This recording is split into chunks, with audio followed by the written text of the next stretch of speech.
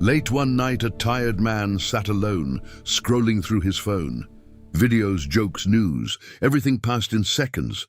Then a small charity ad appeared, asking for help to bring clean water to a struggling village. The faces were real. Children holding empty containers and families walking miles for a bucket of water. He paused. His thumb hovered over the donate button, but he sighed and kept scrolling. He told himself, someone else would help.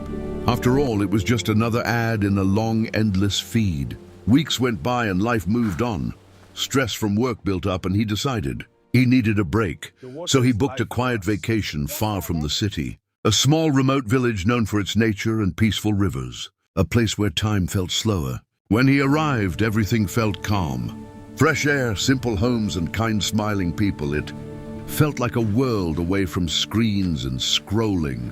One afternoon, he wandered into the countryside. He walked along dusty paths and green hills, enjoying the silence. But soon the sun set and he realized he had gone too far. His phone had no signal and the path disappeared. He felt lost and fear began to rise. In the darkness, he saw villagers carrying water. He ran to them and asked for help. One elder smiled and invited him to walk with them.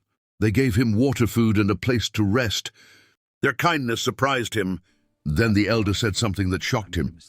They recognized his name from the charity campaign. Kindness is given. His phone had once opened their page, but he never donated. In that moment, he remembered the faces, the message, and the plea. Embarrassed, he admitted the truth. But the villagers smiled, the elder said. Kindness does not depend on whether help was given before. Kindness is given because someone needs it now. The next morning, he searched for the campaign again. He read every word. And this time he pressed donate with a grateful heart. Because sometimes the kindness we almost ignore becomes the kindness that saves us. When we need it most,